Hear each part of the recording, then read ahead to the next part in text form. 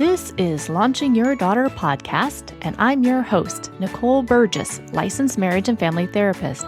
The information shared in this podcast is not a substitute for seeking help from a licensed mental health professional. Now, here is today's episode. Welcome, episode 0. I'm Nicole Burgess, your host, and today this is going to be the book corner. I'm an avid reader and I love to learn. I think books can help give us support and gain more knowledge. Whether you read the book or listen to it via audio, new information can open up different possibilities. I recommend various books to my clients because I want them to have support outside the session, and sometimes I want to challenge old belief systems or ways of thinking. Each month, I will talk about a book or two that may be helpful for you and your family and or your daughter. This month's book recommendations are Reviving Ophelia, Saving the Selves of Our Adolescent Girls by Dr. Mary Pipher. Dr. Pipher is from Nebraska and has written 9 books. This book was the #1 New York bestseller for 26 weeks. Even though it was written in 1990, I still believe the concepts are relevant today. She talks about it's not what parents are doing wrong, but more about how our American culture is impacting adolescent girls. Quote, "Girls become female impersonators who fit their whole selves into small, crowded spaces. Vibrant young girls become shy, doubting young women. Girls stop thinking, 'Who am I? What do I want?' and start thinking, 'What must I do to please others?'" End quote. She goes on to say this as well. Quote, "With puberty, girls face enormous cultural pressure to split into false selves. The pressure comes from schools, magazines, music, television, advertisements, and movies. It comes from peers. Girls can be true to themselves and risk abandonment by their peers, or they can reject their true selves and be socially acceptable.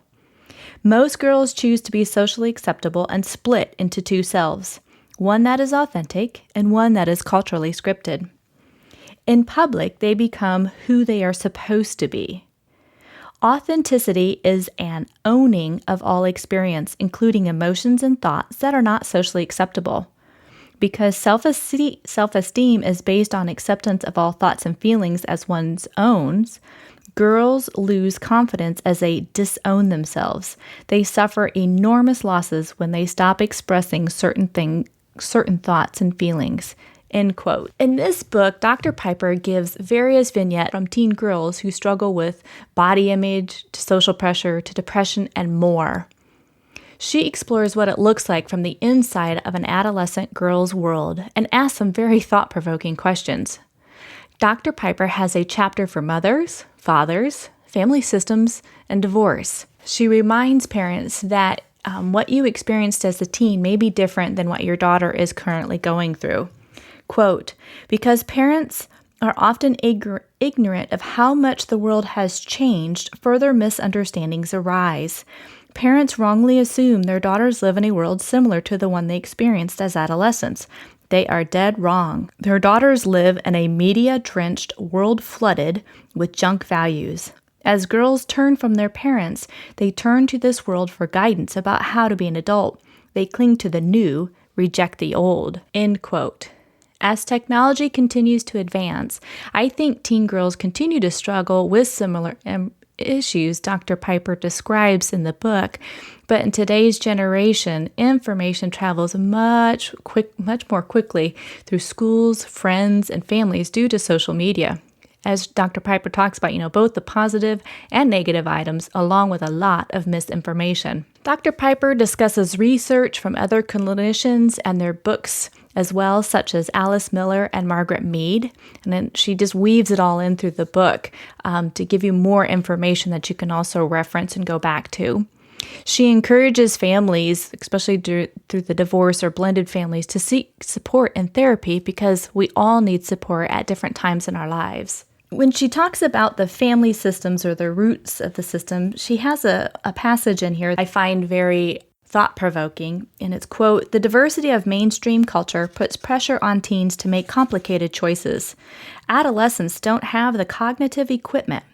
Young adolescents do not deal well with ambiguity.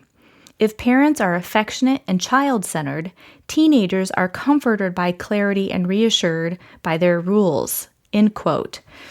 That's why it's really important so that when you have, and I'll discuss in future podcasts, family meetings or sitting down to use active listening with your teen, whether you agree with their thoughts in that moment or not is beside the point. It's really trying to connect with them, because as much as teens want to pull away from their parents, they also need them there for guidance.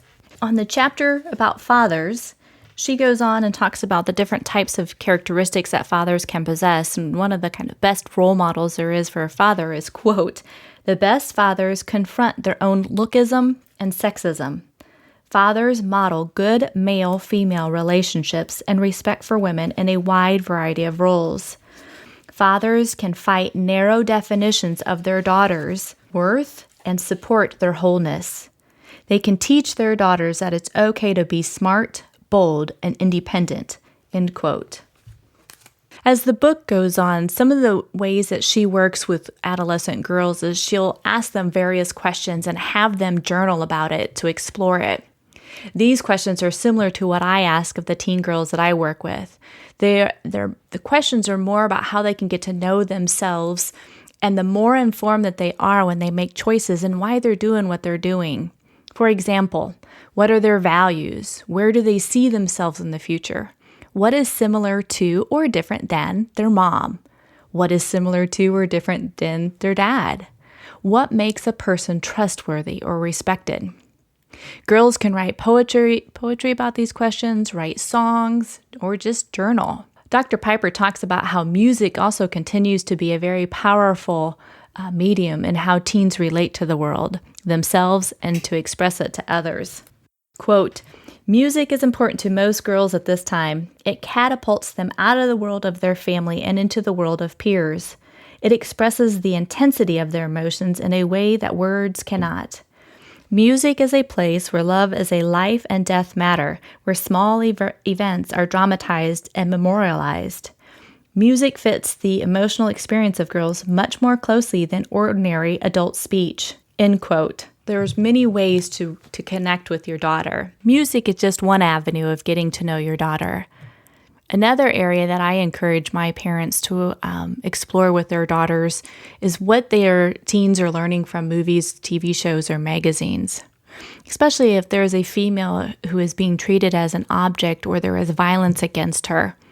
I encourage the families to explore that with their daughter to gain an understanding of what she thinks is maybe normal, because that happens so often in movies anymore or TV shows, and so that she's become desensitized to it.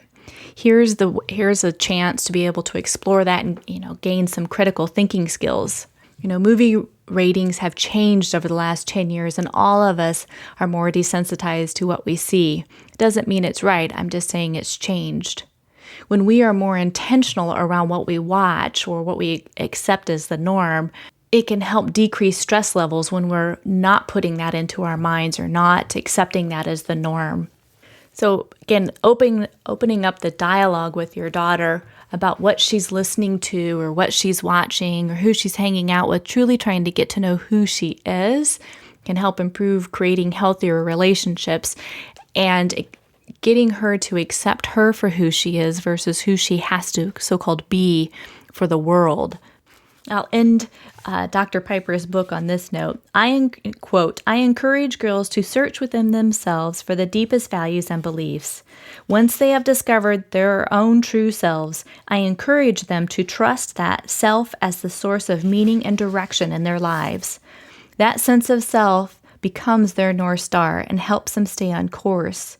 I encourage them to stay focused and goal-oriented to steer towards their own self-defined sense of who they are. Maturity involves being honest and true to oneself, making decisions based on a conscious internal process, assuming responsibility for one's decisions, having healthy relationship with others, and developing one's own true gifts. It involves thinking about one's environment and deciding what one will or won't accept." End quote.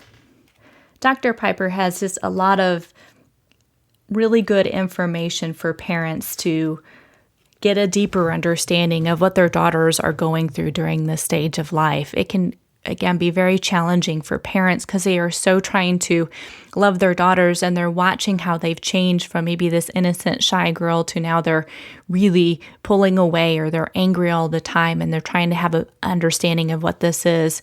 So I can't recommend this book enough to read it, maybe get a better understanding, and then ask your daughter if she will, or go through some of the passages with her to see what she thinks. On the show notes, I will include Dr. Pipher's web address so you can look at that and her other books that she's written. And I'm also going to include a handout on values, and maybe you can look at what your values are as the mom or the dad and ask your daughter to see if she would like to explore what her values are and to see how they line up with the decisions that she is making. In the next episode, we're going to talk about family meetings and why they're so important and how they can help build leadership skills in your teen daughter. Thank you for listening to Launching Your Daughter with Nicole Burgess, licensed marriage and family therapist. For more information or to stay up to date, go to launchingyourdaughter.com. You can sign up for my email list or join my Facebook group. Thank you.